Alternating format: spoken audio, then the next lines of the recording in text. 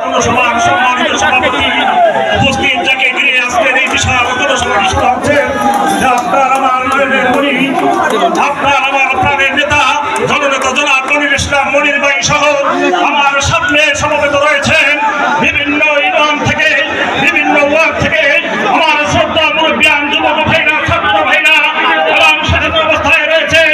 আজকের এই বক্তব্য শোনার জন্য পর্যায়ের মামুনেরা সকলে আমার সালাম গ্রহণ করুন। আসসালামু আলাইকুম। প্রিয় ভাইরা আমার, আপনারা ধৈর্যের সাথে আমার 1 মিনিট কথা শুনবেন। প্রিয় ভাইরা আমার, আপনাদের এই প্রস্তাব আইলা পতাকাটা ইউনিয়নের মরহুম এমপি জনাব দিলওয়ার হোসেনের আমি একজন সৈনিক।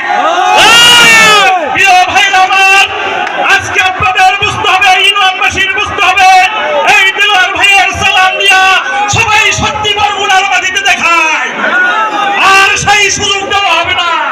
প্রিয় ভাইরা আমার, সেটার কারণ আজকে দিলওয়ার ভাইয়ের উত্তরসূরি আপনারা জানেন ইতিমধ্যে বাংলাদেশের প্রধানমন্ত্রী এমপি উপহার দিয়েছে।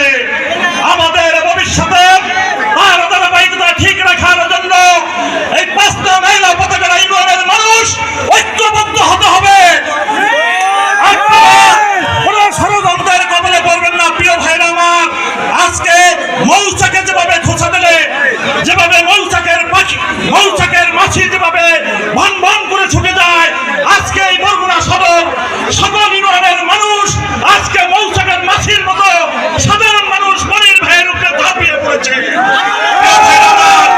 আমরা কোনো ষড়যন্ত্রের কবলে পাবো না। 21 তারিখ আমরা ইয়ামাস মার্কায় ভোট দিয়ে বিজয়ী করব, এটাই আমাদের অঙ্গীকার।